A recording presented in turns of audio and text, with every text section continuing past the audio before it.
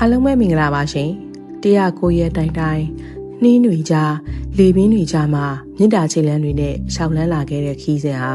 အခုဆိုရင်အဆုံးသက်ပန်းတိုင်းကိုရောက်ရှိလို့လာပါပြီမိုင်ပေါင်း2300ကျော်ရဲ့ပင်ပန်းမှုတွေကိုအောင်ပွဲအဖြစ်ပြောင်းလဲမဲ့မနက်ဖြန်ဖေဖော်ဝါရီ12ရက်နေ့မှာတကဘာလုံးအကျူတူကုသိုလ်ယူနိုင်မှုအရေးကြီးတဲ့သတင်းစကားတွေကိုတင်ဆက်ဖတ်ပြပေးချင်တာပဲဖြစ်ပါတယ်ရှင်မနက်ဖြန်မနက်ဟာကျမတို့အားလုံးစောင့်မျှော်နေတဲ့မိုင်ပေါင်း2300မြစ်တာခီးစဉ်ရဲ့အောင်ပွဲနေ့ဖြစ်တယ်လို့တကဘာလုံးတပြိုင်နက်တည်းငြိမ်းချမ်းရေးအတွက်အဆူတောင်းကြမဲ့ထူးခြားတဲ့နေ့တစ်နေ့လည်းဖြစ်ပါတယ်မြန်မာပြည်ကနေဘယ်အချိန်မှပါဝင်ရမလဲဆိုတာကိုအမှန်ကန်ဆုံးသိရှိနိုင်မှုဒီဗီဒီယိုလေးကိုအဆုံးထိကြည့်ပေးကြပါအောင်ရှင်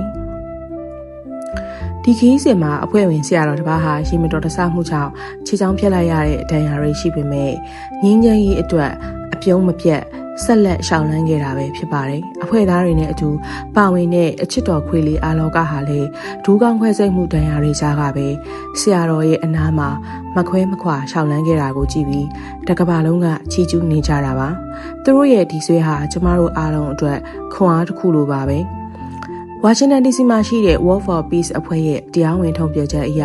Global Meditation for Peace ကမ္ဘာလုံးဆိုင်ရာငြိမ်းချမ်းရေးတရားထိုင်ပွဲကိုပြုလုပ်သွားမှာပဲဖြစ်ပါတယ်။ American မှာ February 17ရက်ညနေပိုင်းဖြစ်ပေမဲ့ကျမတို့မြန်မာစံတော်ချိန်နဲ့ဆိုရင်မနက်ဖြန်မနက် February 12ရက်ကြာသပတေးနေ့မနက်9:00နာရီတီတီပဲဖြစ်ပါတယ်။ဘန်ကောက်ကမနက်9:30ဆိုရင်ကျမတို့မြန်မာနိုင်ငံကမနက်9:00နာရီမှာတကမ္ဘာလုံးနဲ့အတူမြစ်တာဖို့ဆူတောင်းကြမှာပဲဖြစ်ပါတယ်။အချိန်မမရအောင်အခုကလေးကအလံပေးထားကြဖို့လဲတိုက်တွန်းမရစေရှင်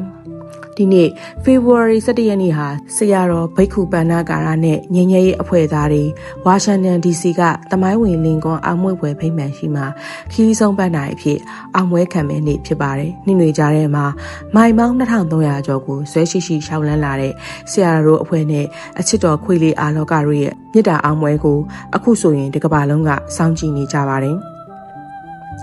မြန်မာပြည်သားများအဝေးကနေဘယ်လိုပါဝင်နိုင်မလဲဆိုတော့ဒီထူးခြားတဲ့ကုသိုလ်ကြီးမှာကျမတို့မြန်မာပြည်သားတွေလည်းအဝေးကနေပါဝင်လို့ရပါတယ်။မနက်9:00နာရီတီတီမှာတရားထိုင်ခြင်းမိမိတို့အိမ်ကဘုရားသခင်ရှေ့မှာညင်သက်စွာထိုင်ပြီးတကဘာလုံးငြိမ်းချမ်းပါစေကြောင်းမေတ္တာပို့ဆုတောင်းလို့ရပါတယ်။ဝါရှင်တန် DC ကအောင်ပွဲခံနေတဲ့တိုက်ရိုက်မြင်ကွင်း live တွေကိုကြည့်ပြီးတာရုခေါ်ဆိုအမျှပေးဝေလို့ရပါတယ်။ဆရာတော်အမြဲမိန့်ကြားတဲ့အတိုင်းသတိကပ်ပြီးတော့ဒီနေ့တရက်တာလုံးကိုငြိမ်းချမ်းစွာဖြတ်တန်းကြည့်ပါရှင်။ကောင်းသူကဲမကောင်းသူဖဲမဲ့ခီကြီးထဲမှာ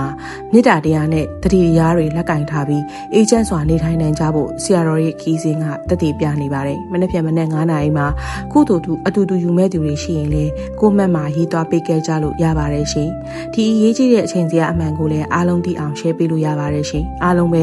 ကိုယ်စိတ်နှစ်ပါးချမ်းသာချမ်းသာကြပါစေ။ဒီထူးခြားတဲ့မြစ်တာအောင်ပွဲကို World for Peace ရဲ့တရားဝင် Facebook page နဲ့ website တွေကနေရ